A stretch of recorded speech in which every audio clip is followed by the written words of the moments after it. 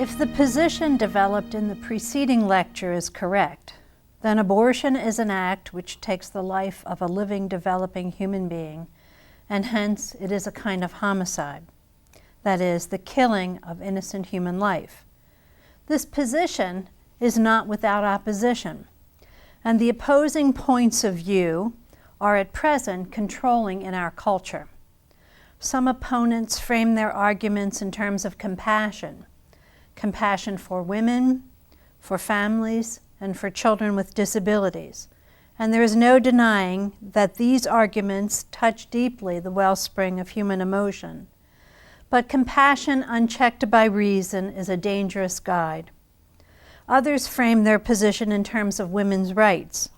Others develop their position in terms of a distinction between human persons and human non-persons, and by placing the conceptus in the human non-person category, its destruction is defended.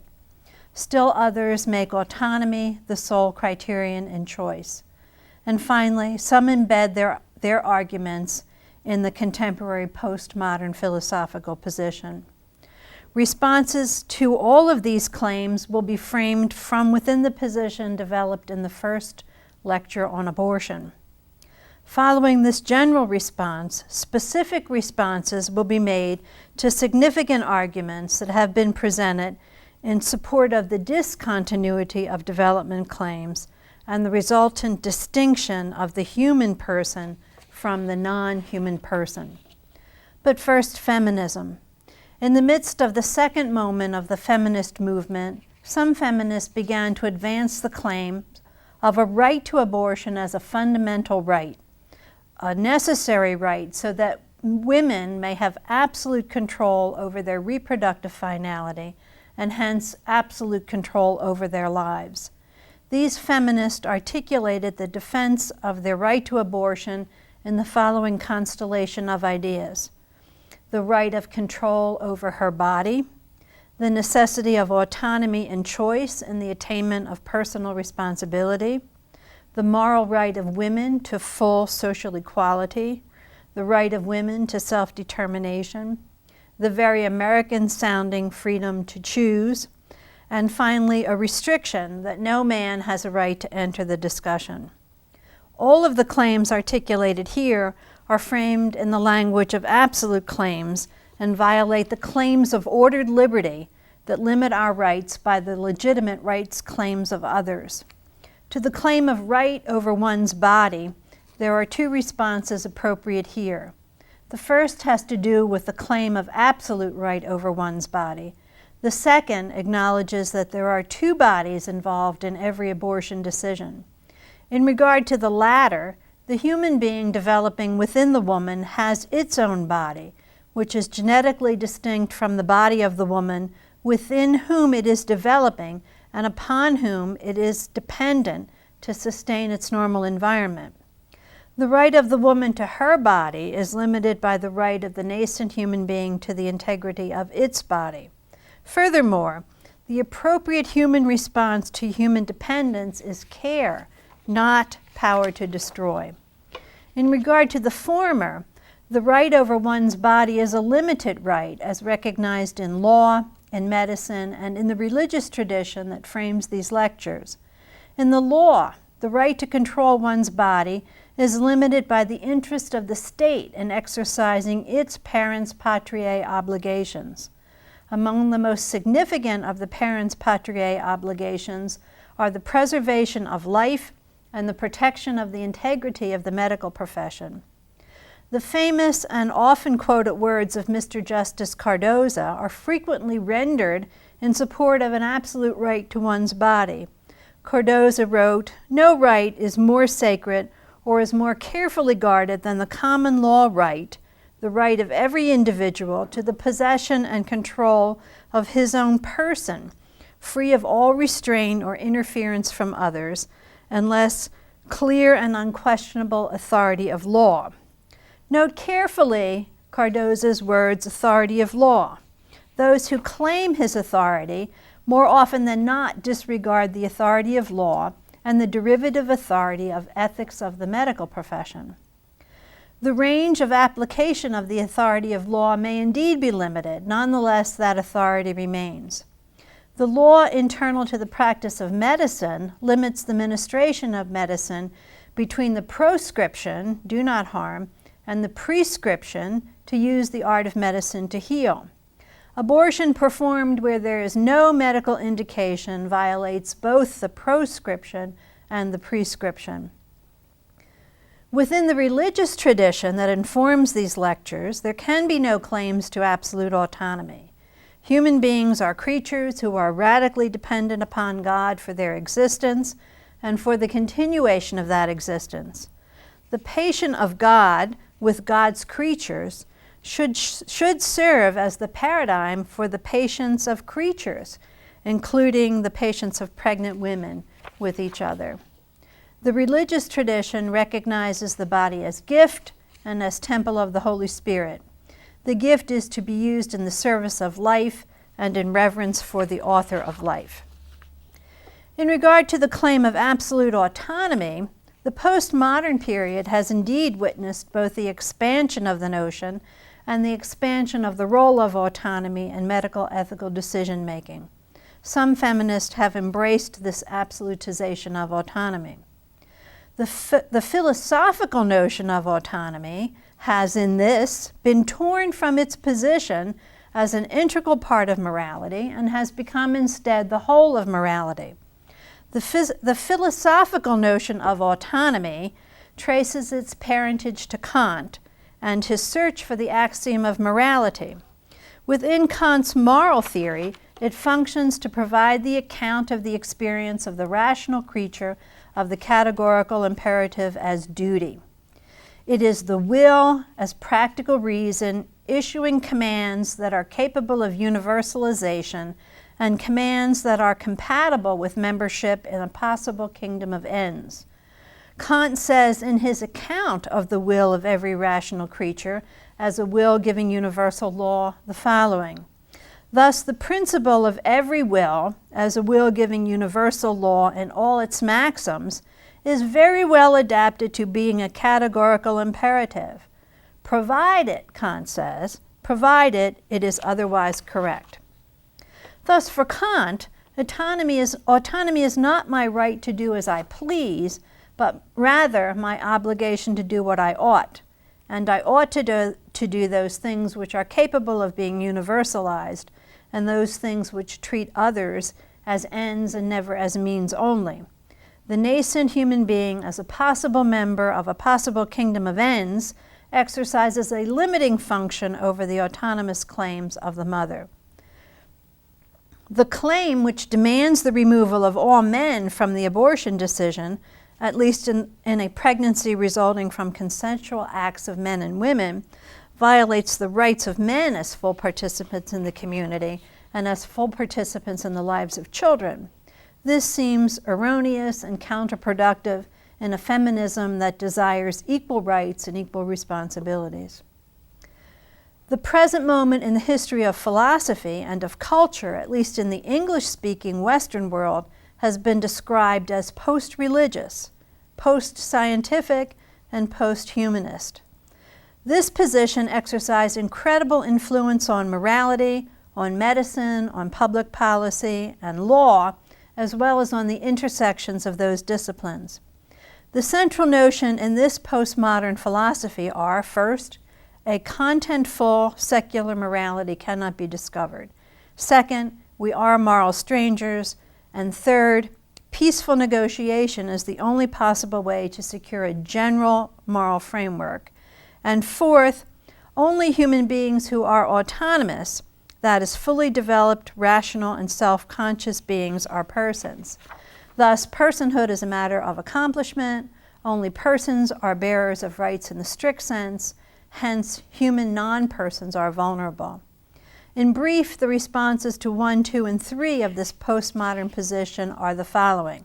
While a contentful secular morality cannot be discovered, reason is not paralyzed.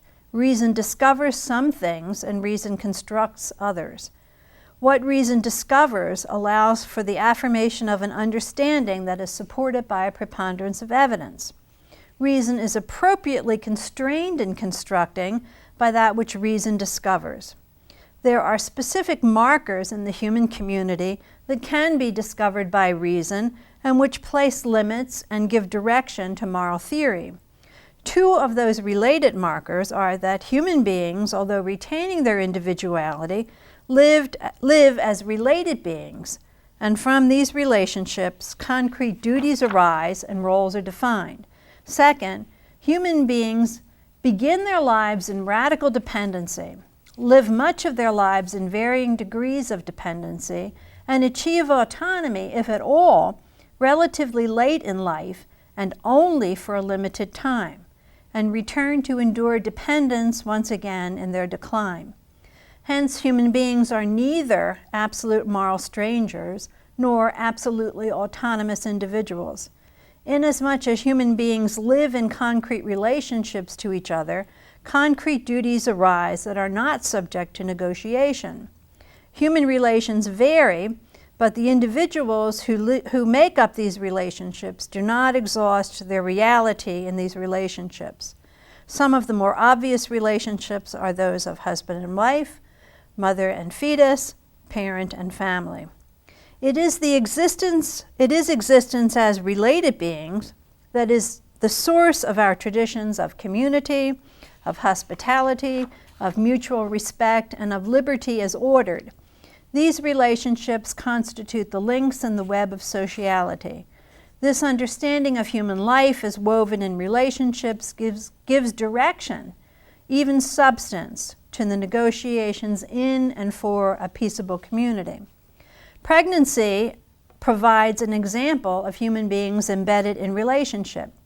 It is a temporary relation between two whole human beings, one immature and the other mature. This temporary physical union is also a moral union.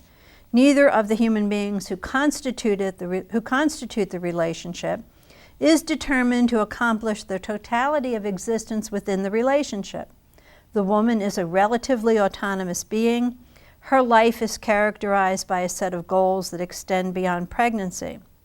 For the duration of the pregnancy, the fetus is a radically dependent being.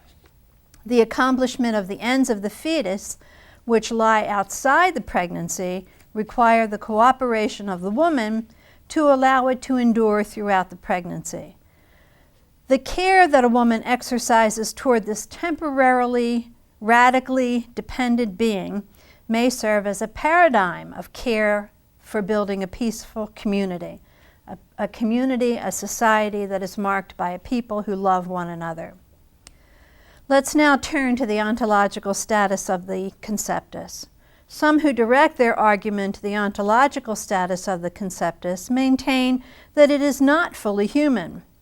Their arguments are usually framed in terms of discontinuity between human biological life, the human non-person, and human personal life, the human person. Those who attempt such a separation frame a variety of arguments. Among them are the legal notion of person, brain death criteria, ordinary use of referential language, the consideration of potentiality, vulnerability at various stages of development, and the related issues of totipotentiality, twinning, and ensolement. First, the legal notion. The legal notion of person as it applies in the abortion issue is a matter of the use of a juristic concept to designate a bearer of rights, that is, rights as interests which should have governmental protection. Until recently, the application of the title person to human beings and consequently their protection in the law has been an expansive history.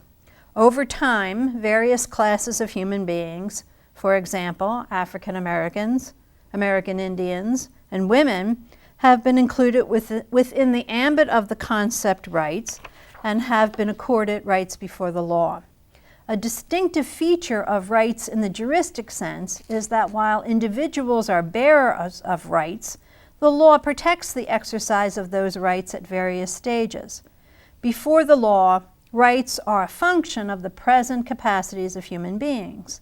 For example, the right to consummate a contract receives legal approbation when a human being has the present capacity to exercise that right. Since a human being becomes and lives at syngamy, its right to life should be accorded legal protection at that time.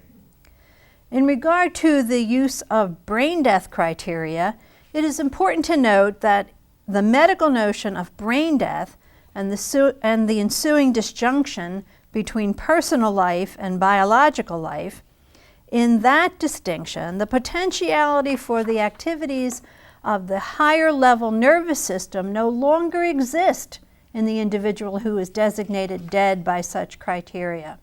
In the conceptus, on the other hand, there exists from the beginning the remote potentiality for the activities of the higher central nervous system.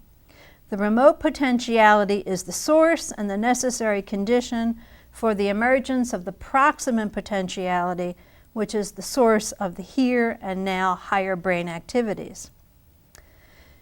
It is to be noted that in the ordinary use of language, the conceptus is referred to as an it.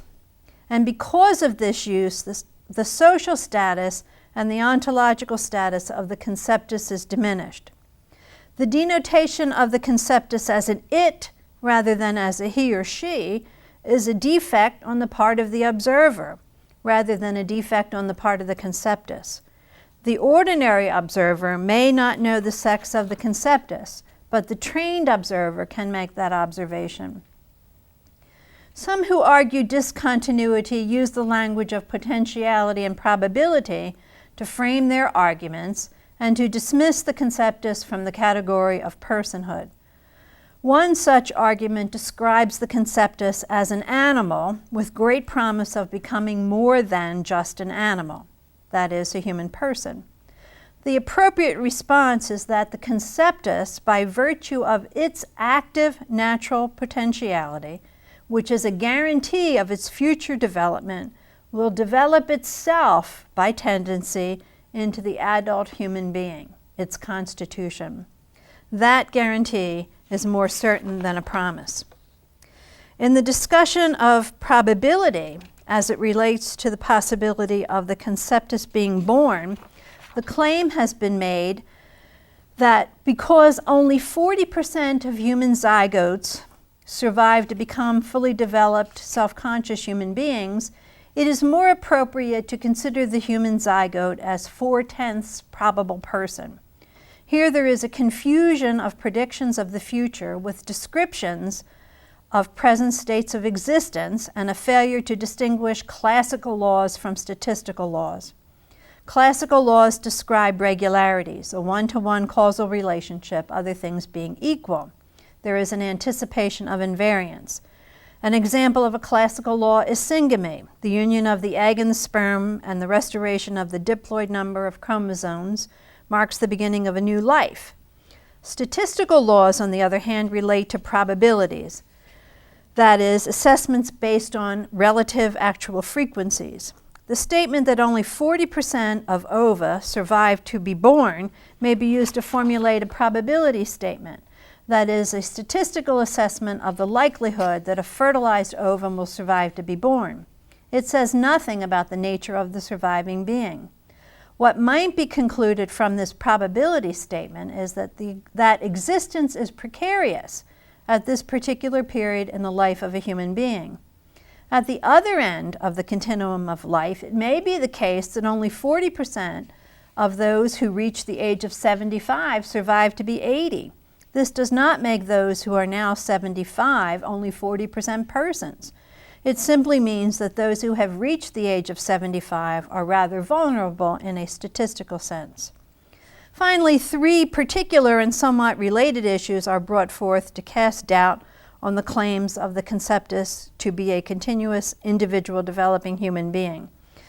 These are the lack of unity of organization as evidenced by general appearance and as evidenced by specific time-limited capacity of potentiality of the blastomeres and the possibility of monozygous twinning and the controversy over ensolement theories. In regard to the unity of organization, the so-called aggregate of loosely associated cells, it is immediately apparent that there is a unity of the organism in its containment within the zona pellucida and within the corona radiata. Each of these has specific functions in the survival of the individual. In addition, the individual blastomeres, even at the earliest stage, while giving a superficial appearance of loose association, are in constant and intense interaction as the organism, through its genetically determined internal dynamism, continues its own self-development. As early as the 8th-stage cell, the process of the compaction of the blastomeres takes place. This compaction has at least two functions. The first is to protect the conceptus, here in the pre-implantation embryo stage, from the influence of outside fluids which might be damaging to its integrity. The second is to couple the blastomeres to permit ion exchange and molecular exchange from one blastomere to the next. The blastomeres do indeed have the time-limited capacity for totipotentiality. This totipotentiality is the ability of a cell to be the source of an entire organism. Rather than considering totipotentiality as a suggestion of lack of individuality, it might be considered a particular strength of the human being at this particularly vulnerable stage of its development. Because this stage of human development is particularly vulnerable, each of the blastomeres has the capacity to repair, by means of the biological process called regulation, damage to the individual developing human being. The individual cells at the early stage of development have a prospective potency that is greater than its prospective fate. That is, it has the capacity to form the types of cells it normally does if in the course of development it is not disturbed. After this stage of development, there is a subsequent decline in human potentialities, but this is true of human development in general. As certain potentialities are actualized, others are entirely lost. As to the lack of unity, as occasioned by the occurrence of monozygous twinnings, it is important to indicate that monozygous twinning is infrequent and that very little is known about the etiology of this process. Monozygous twins occur in approximately 25 thousandths of 1%. Monozygous twinning may be caused by an environmental change, a precipitous drop in oxygen has been suggested, or it may be caused by genetic mutation. A mutation on the chromosome during mitosis has been suggested. Monozygous twinning, understood as a type of regulation process, may simply be a particular kind of totipotentiality called into operation on the occasion of significant damage to the developing entity. Both the infrequency of its occurrence and its possible accidental occurrence suggests that monozygous twinning is a departure from the norm. Theories of ensoulment have been brought forth to add to the mix of issues on the determination of when a human life begins. The two most important theories are that of immediate animation and immediate ensoulment, and that of immediate animation and delayed ensoulment. The adequacy of a theory of ensoulment must be its conformity to the correct understanding of the development of that being. Ensoulment theories have been conceived differently in different historical periods. In ancient and medieval philosophy, they were tied to scientific theories of the origin of human life and concerns about the proper disposition and organization of matter to receive the soul. Now, inasmuch as monozygous twinning appears an aberration rather than the norm, considerations of its ensoulment may depart from the norm. Theories of immediate animation and immediate ensoulment, or immediate animation and delayed ensoulment, are tied to the acceptance of particular biological understandings of the development of human life. In the period in which preformation theories, such as the homunculus, held biological prominence, immediate animation and immediate ensoulment were the prevailing view. The human being, the homunculus, was present in the seed. When the seed was sowed in an appropriate manner, the new human being simply grew bigger. Animation and ensoulment were immediate. Those who argue for immediate animation but delayed ensoulment argue from a particular biological perspective, which understands that the human being is present when its formation has been completed. The essential elements in that position are presented in the following. The soul is the substantial form of the human being. A substantial form requires matter capable of receiving it. In the case of the human being, this means that the human soul can exist only in a highly organized body. What is being presented here is a theory of serial ensoulment, a vegetative soul, a sentient soul, and finally a rational soul. The animation of this new being is immediate at fertilization, but its ensoulment with a rational soul is delayed until sometime in its future development. The significant points in the theory of serial ensoulment are the following. First, because the soul is a substantial form of the body, the rational soul cannot be present until there is a body present that is significantly complex and organized to receive the soul. Second, a formal cause is present only in a finished product. An actual soul cannot be united with a virtual body. Third, there is no human body in the zygote.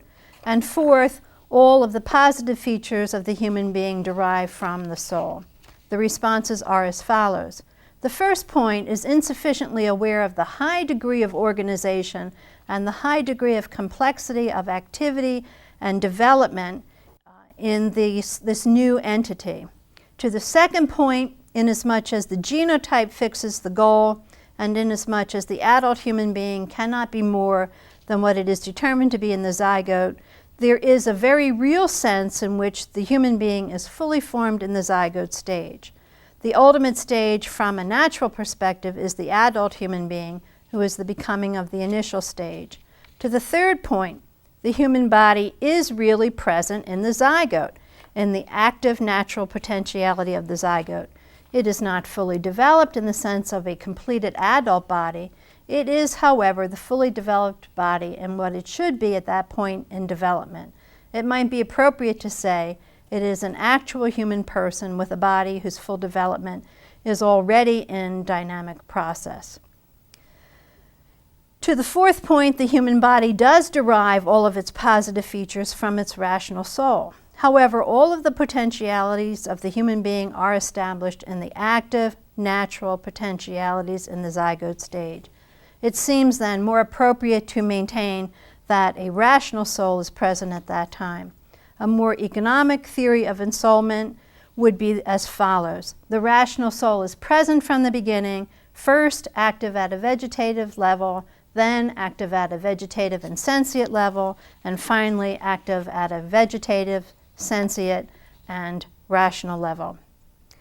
If the position developed above, that is, that human life is a continuum from syngamy until death, rests on a sufficiently solid foundation, and if the responses to the counterpositions are adequate, then abortion takes the life of a human being. Abortion is a species of the problem of homicide, and the ethical injunctions that apply to the destruction of human life apply similarly to abortion.